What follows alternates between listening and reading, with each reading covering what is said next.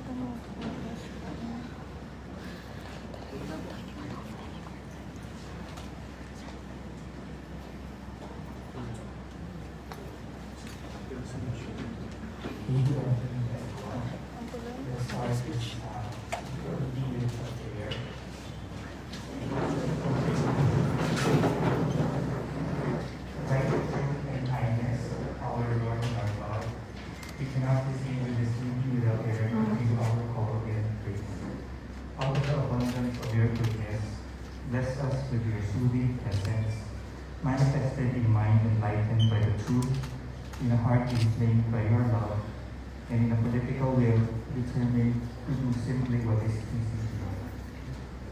Father of comfort and solace, give us the opportunity to gain from this unity and increase unity of purpose and will, the best intentions for projects and programs, in the midst of diverging and converging approaches and friendship among all people.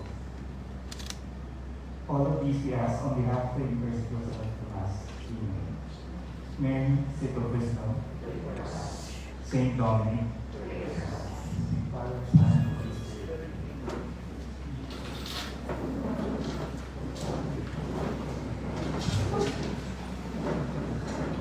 Good afternoon, everyone. According to Professor Manisha Singh, an ecologist in the University of Arkansas, the human factor is the essence of teaching and learning, as well as that of clinical care.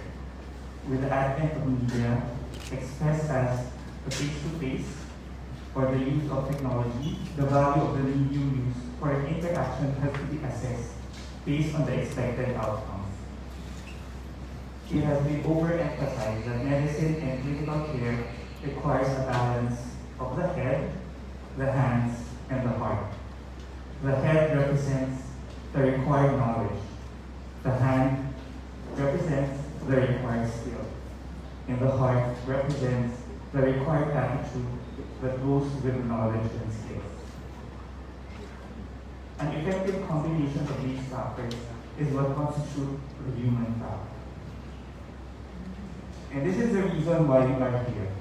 The Faculty of Medicine and Surgery thanks the university, the national and the local government offices for your support and for recognizing the importance of building the human factor. These human factors will be important for our medical students who will soon be our medical frontliners.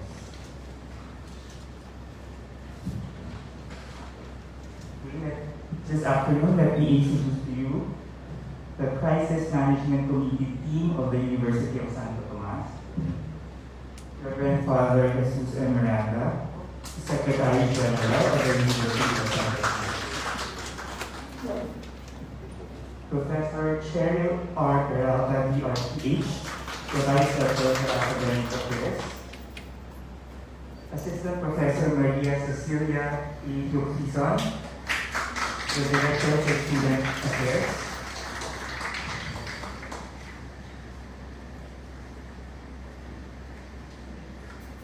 Engineer Jared Kunti, representative from the Facilities and Management Office, Environmental Health, Safety and Crisis Engineer, Dr. Cheryl M. Diolucho, the Director of the UST Health Service,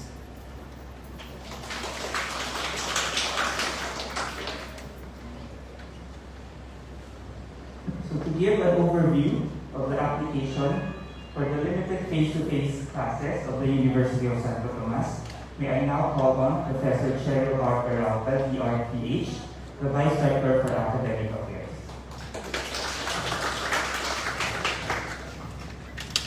Good afternoon.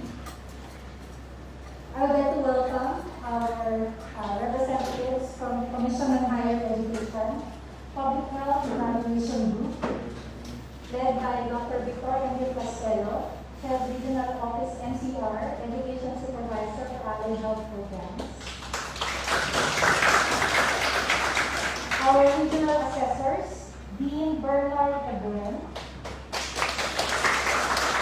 Professor Francisco Giracanao, and Dean Terry. And of course, we are deeply honored with the presence of our City of Manila officials, headed by Honorable Mayor Isko Moreno and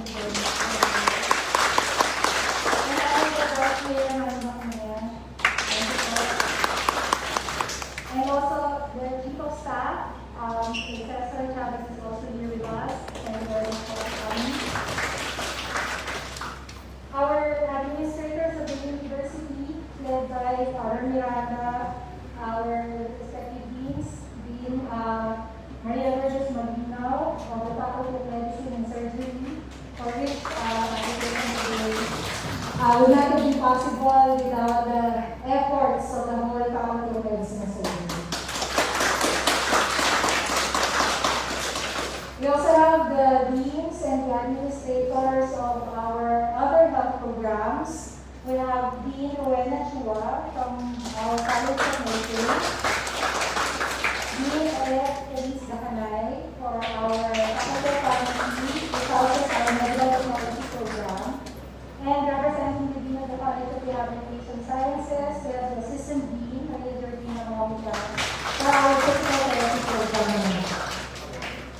So today is the culmination of months of preparation for the safe reopening of the University of Santo Tomas to limited face-to-face classes for our medical and allied health programs, with the passage of the CHED-DOH Joint Memorandum Circular 2021-001, which allows for the gradual reopening of HEI campuses to limited face-to-face classes during the pandemic.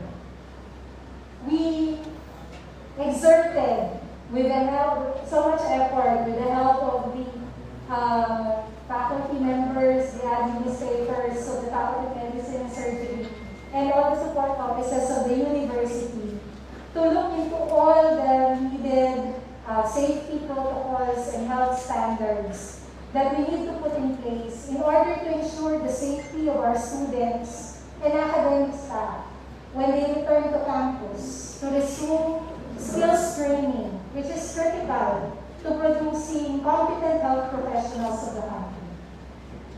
We understand that there are challenges that we need to face in this undertaking, but we thank our dedicated academic staff for being with us in this journey. We launched the initial preparations for face-to-face classes with the Faculty of Medicine and Surgery, because we know that there are professionals who can be our benchmarks in the implementation of safety protocols. This will be our daughters. And we're hoping that with the preparations that we've done today, we will be able to get the feedback of our assessors from CHED as to how well or how acceptable our preparations are. And this will serve as our benchmarks for the preparation of our other health programs. We thank the City of Manila, Mayor Isko Moreno and Vice Mayor Pangilapuna for the support that they have rendered to the University of Santo Tomas. We are glad that in this journey, we are assured of the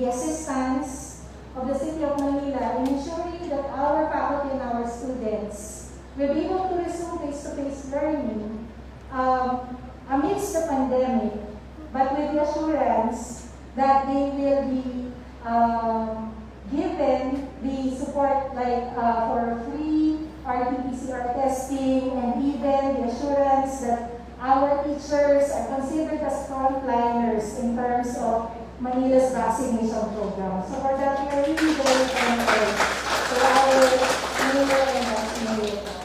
So today you will see, you will witness the preparations that the Faculty of Medicine and Surgery in the whole university has made for the resumption of the medical clerkship program. As we mentioned, we are also ready to submit our application for internship programs for our medical technology and our physical therapy program, as well as our related learning experience program for the graduating batch of our College of Nursing. So hopefully after today's activity, we will be better able to improve our preparations for the benefit of our students and faculty. So without further ado, we'd like to show you a video presentation that the university has prepared, just to give you a glimpse of how we have prepared for the new normal in terms of work and study at the University of Santa Cruz.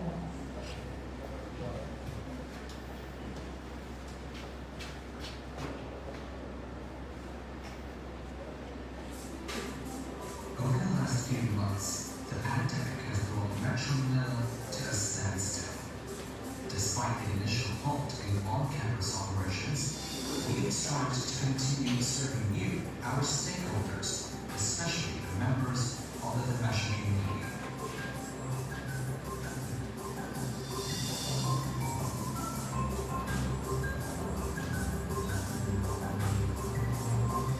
Because everybody's well-being is our priority, health protocols are strictly implemented, especially for those entering the campus. As community quarantine restrictions ease, work continues both on campus and off-site, through the blended work arrangements being observed by our support staff, faculty, and university administrators. Our university has also automated processes and services, removing the need to go to the campus and minimizing travel-related health risks.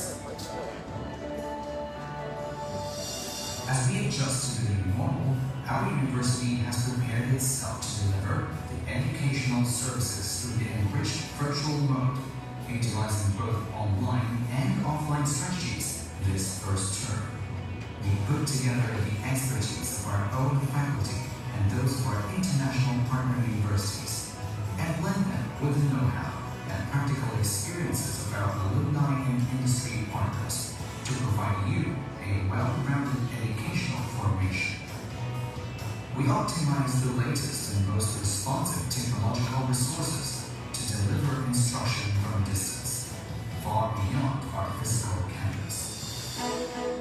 As we adapt and walk together toward the new normal, we will continue to engage our stakeholders in meaningful dialogue and innovate ways to give you the quality international education our university is known for.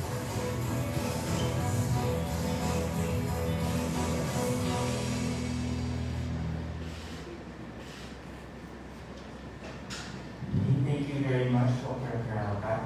To formally welcome everyone to the University of Santa Tomas Faculty of Medicine and Surgery is the Dean of the Faculty of Medicine and Surgery, Dr. Maria Lourdes Domingo Magino.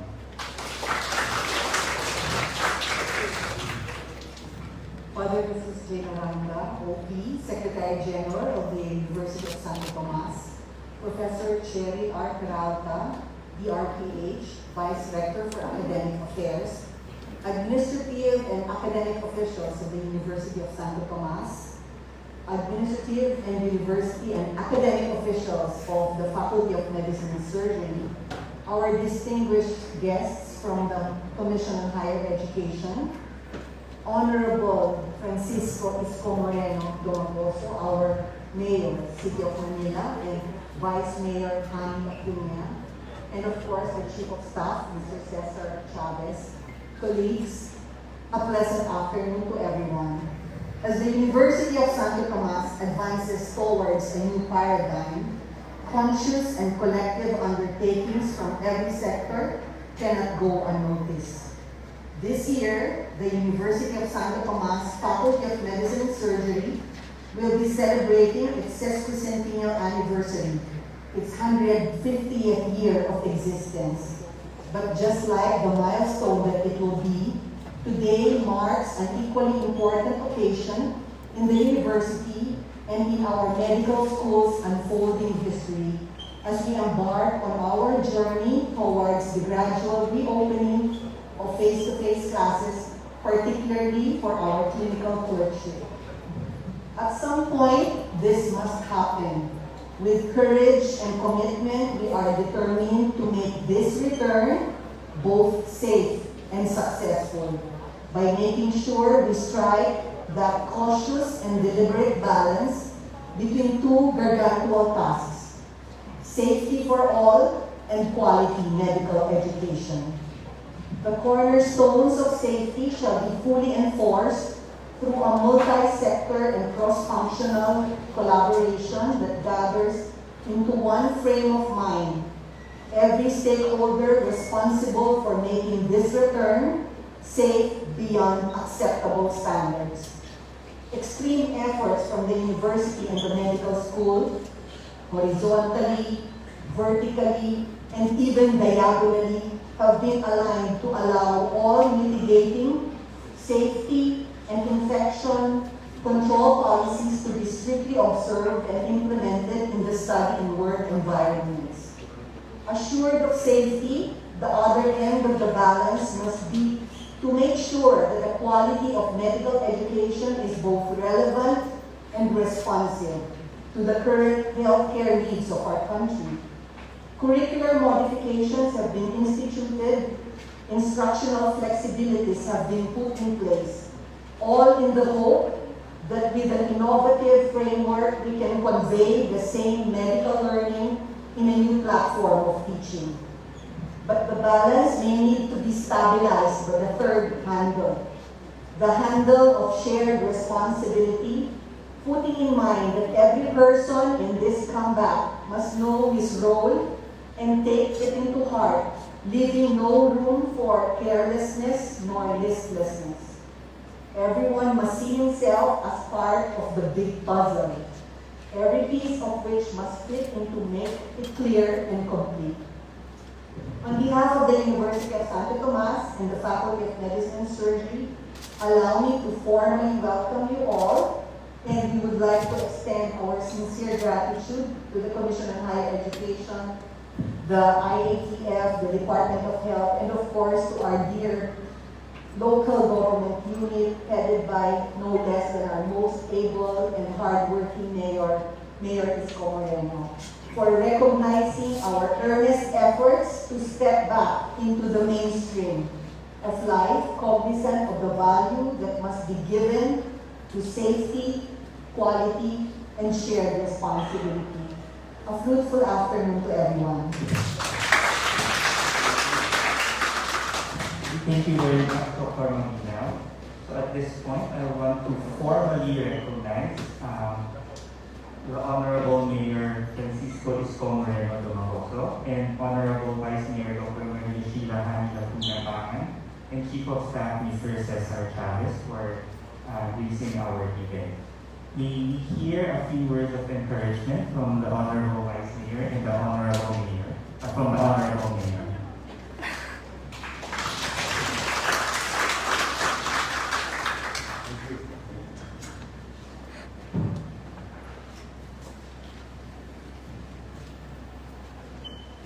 Thank you sa pagkakapakilala to Father Jesus D. Gana, Secretary General, Father Roberto Alonso-Antonio, Vice Rector for Finance, and Father Isaias Yonko, Vice Rector.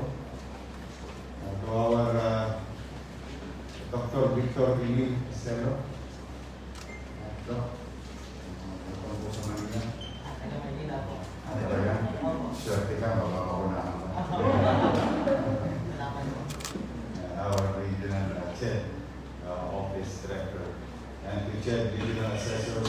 Dean Bernard Ebuen, Professor Francisco Galicano, Dean Berlin at lahat ng mga opisyales ng UST, dito, professor, staff, ng teaching personnel, sa ating minamahal na Vice Mayor.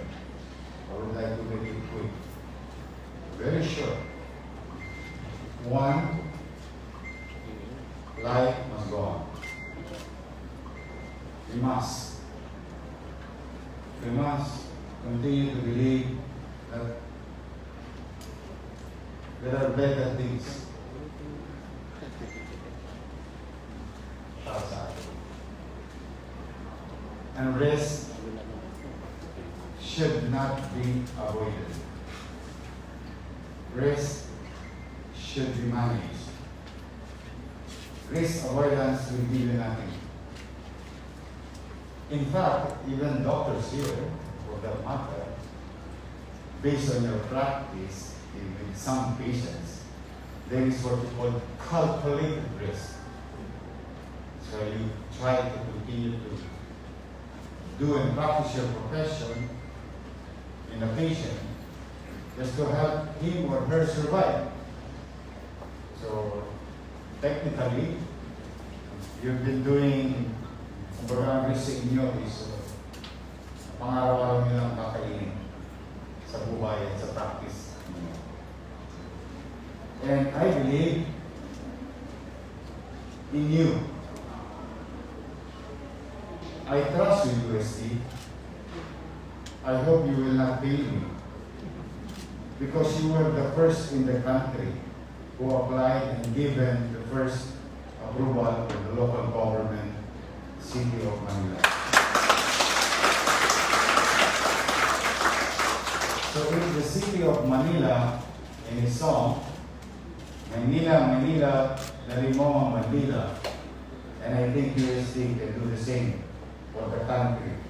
And you were right a while ago. This can be a testing ground in adaptation to the new normal. We must learn how to live with this COVID-19. I cannot allow ourselves, our lives, to stagnate. Yes, there is infection. In fact, in the last few days, there is high rate of infection.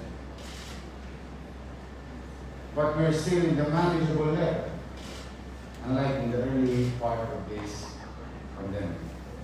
And I believe also in our medical front lines that they have learned so many things already. They have learned. More so with your students, incoming students in the new normal. Hindi ko naman kaya ninyo. Kaya, para sa mga wala doon sa opisina ng UST, in less than 5 minutes, when UST applied for it, they were given an approval already from the local government. Ang katwiran ko, logic. Una, we as a country cannot afford to create vacuum in producing medical professionals. And when it was explained to me by my beloved partner, Vice Mayor as a doctor, in the absence of such subjects, no doctors will be produced next year. And you cannot do that. You cannot afford it. If I may put this in right perspective, doctors and nurses is the most expensive, pinakamahalagang profesyon sa kinakaharap ng tao, ng syudad, ng bansa, at ng mundo ngayon. And yet, we didn't produce because we were afraid. It's okay to be afraid, but it should not stop you. We should not live in fear. And I know for a fact that you're responsible enough. You're of age already.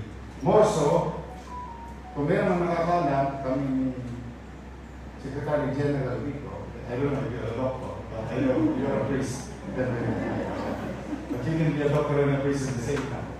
Kung meron man nakakaalam ng tunay na epekto ng COVID-19, yung mga estudyante nyo at mga teacher ninyo. Dahil pinag-aaralan niyo yan araw-araw. So I believe we must start the ball rolling. It's just that ang laking responsibilidad ng UST. Malaki sa umpisa. Pero kapag na-perfect ninyo, UST College of Medicine can be front runner in opening classes all over the country. Kaya kayo, mahirap ang challenge. Madali yung nakuha, yung approval, but you have to prove that it can be done. And I believe and trust that UST can do it.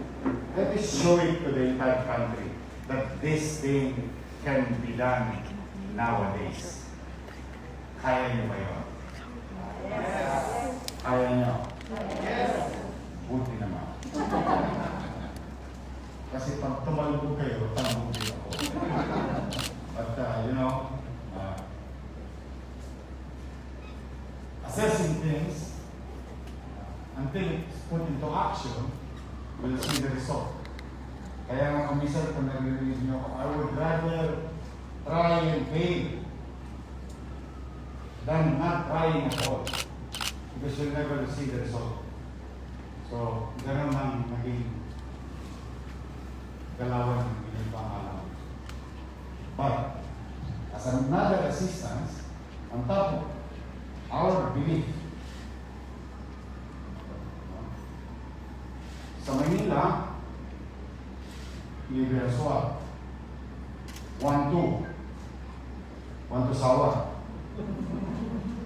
Okay? If we can give it to non-Manilans, which is all you have to do is go to all this sa Luneta, you drive through, we can make it available to your students para wala na silang tosgas. Kawawa naman yung mga magulang ng mga bata na nag-aaral sa inyo. So, pwede kayo magpadot-dot ng ilong. If you want it in a gold standard way, recognized by World Health Organization and DOH, which is RT-PCR, you can touch the resources of the city kung magtutulong na kami namin sa inyo. At kung sakaling nagkaroon ng area, we have quarantine facility. Today, still have about 0.05% in capacity occupied. And another 23% on another sets of quarantine facilities. Although, 60% ang aming COVID bed capacity today. Medyo according na lang, red line yun. Usually, we had 20-25%. But, so, yun ang additional na tulong namin sa effort ninyo. Okay? Pangatlo, nagkakaturo ka na. Sino gusto magpapakuna? Okay. Basta sa Manila, ito, let me share this with you. Sa Manila, pwede kang choosy. Okay? Pwede kang choosy. And these are your choices. Magpapakuna o hindi. Tama? And I will respect that. Okay. But we have to be fair to you. Is the scarcity of supply in the world. Hindi may kukumpli. Mahirap makadating ang Pfizer, AstraZeneca, Sinovac, ano pa ba ako sa mundo? Moderna in US, but not in London. So far, these are products or brands that are approved somewhere else in the world, no? Plus, including incoming Johnson & Johnson, Sputnik, Novavax, no? these are another brands. Mahirap ang supply. In fact, I know your frustration because you've been watching the news that including Bangladesh and Myanmar, in the middle of the kudeta, they're doing vaccination. Okay? Ano tayo? Pwedeng claras na. Para pag decision making na natin later on, wala tayong ituturo. So, kaya ko kayo mamili, pero gusto ko alam niyo yung scarcity of supply. Ngayon naman, sa Maynila, ang polisiya ko, lahat ang kapatid. Lahat. We will follow the procedure. Pag sinabi medical frontliner, tapos yung frontline, other frontlines, then the next level, and as we progress. In fact, we have almost 90,000 future clients who are pre-registered in the city under the www.manilacovid19vaccine.com. So, now, ito yung premise. Isa lang ang pangako ko sa inyo. Hindi ako magpapabakuna ng isang brand na hindi sertifikado ng ahensya ng gobyerno. In this case, FDA. So, pag wala silang EUA, hindi ko sila gagamitin sa Manila. In fact, pupusasan ko pa yung taong magbabakuna ng isang bakuna hindi rehistrado. Because you're putting your clients in danger, and that is my job under Section 16, General Welfare. But, kung nandiyan yung bakuna, ano man ang dumating na bakuna, at sertifikado, gagamitin natin. At totoo yung survey. Yung nababasa ninyo sa radyo, narinig sa radyo, nababasa sa dyaryo, o sa TV, 19% lang ang willing. But, 19%, mahanap ko rin sila kung sino may gusto. 19%, that's a good start. Kung ano yung dumating dyan, na nauna, gagamitin ko pa sa sertifikado ng FDA. Ayan. Maaaring meron kayong preferred brand. So gusto ko rin maliwanag sa inyo ito, para at least alam ninyo. Kasi yung mga brand na 50% efficacy, 72, 74, 92, 94%. So yun yung mga efficacy ng ating mga bakunang available sa mundo ngayon. Ang swerte nyo lang, kung tagang Manila kayo, we have, in fact, until now, it's the only storage facility with 12 biomedical refrigeration system across the board. +2, +8, -10, -25, -30, and -86. So we are ready. So, maaaring pinipili yung Pfizer. Ang Pfizer, if you're willing to risk yourself to wait, you can wait. When it's coming, I will share my personal information. When it's coming, it's not late. Buti na alam ninyo, mamamayan kayo. Bagay na alam nito, dapat nga sinasabi ko ng gobyerno. Nothing. Wala pong malinaw. AstraZeneca, in the case of City of Manila and all other local government too, our contract state that AstraZeneca, na order namin, will come on September. That's the worst scenario. Good scenario, June. Best scenario, March. Best yun. Para at least alam nyo lang. So, you have to assess yourself whether it is March or June or April. September. So, alam nyo kung saan dulo. Sa case naman ng private sector, national government and tripartite, bibili na rin sila ng November. will arrive in June. I don't know who's going to manage it. And this is very important information to you para masama nyo ito sa pag-assess nyo sa decision. Now, other grants may arrive next month. I don't know if they are certified. So, pwede na AstraZeneca next month or Pfizer next month. But as far as I'm concerned, wala akong idea about Pfizer. Now, may darating ba? Ano yung darating? Maaari sa iba, hindi ito popular. Sino ba? Kailan darating? We will advise that it will arrive on Sunday. We'll do the vaccination. Hopefully, I'm asking the national government to vaccinate in Manila. And if allowed, ako'y nakikiusap para makawi yung mabawasan pa man lang yung pangamba ng tao. Sino ba yan? Ang magpapabako na ako, sino ba? And what's my reason? Today, pataas ang kamay ng nabakunahan na. Pataas ang kamay. And that is my point. Lahat tayo, 100% at risk. And I believe in the principle of temperature. Anything above 0 is positive. So whether it is 50%, whether it is 70%, 74%, or 90%, as long as they have EUA, dumating as soon as possible, I will make it and offer it to the people who wanted it. Those who doesn't want it, you will be respected, and you can wait. You can wait. Pero pag ako lagi tinatanong, nanghihikayat ako. Hindi ako bilang ama.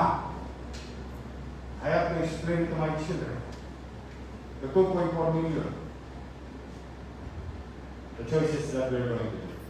So, now, if you like it, just press the button. The city government will be with you. We will extend it to you. Whether it is Pfizer, whether it is AstraZeneca, Johnson & Johnson, Sinovac, Sputnik, Novavax, as long as tanang-tangan ko, para hindi na kayo tumosgas, hindi na kayo nahirapan hanapan kung saan na isinama ko kayo, whether you like it or not, whether you know it or not, isinama ko kayo sa listahan, sa puntada, pagdating ng takdang araw, whether it is Pfizer, AstraZeneca, Johnson & Johnson. Lahat kayo isinama ko. City of Manila medical frontliners, national government medical frontliners, and private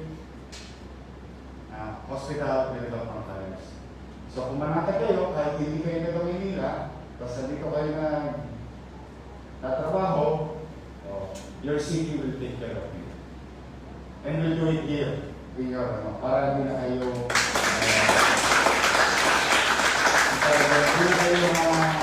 mga bala sa trabaho din. So, in-update ko lang kayo sa bakuna. Kasi nanghihinayang ako, sayang yung opportunity. Para at least sa akin yung mismo marinig saan tayo pupunta bilang syudad.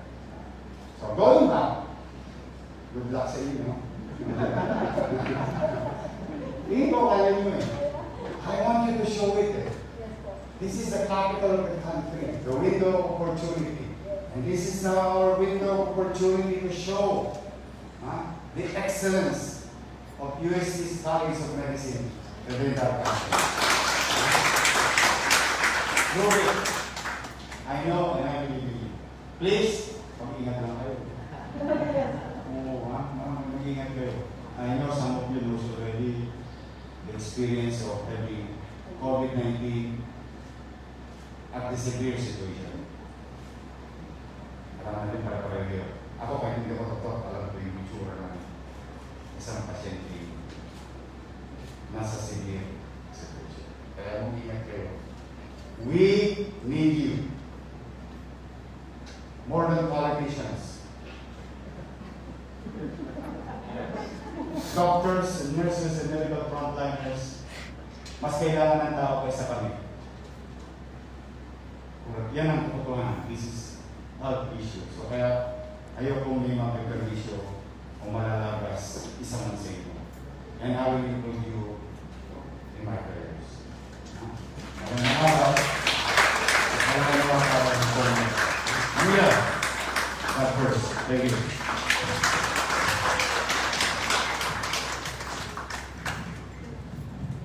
Thank you very much, Mayor. Thank you for being an inspiration to the Manileños. And rest assured that the University of Santo Tomas will not fail the city of Manila. So before we proceed with the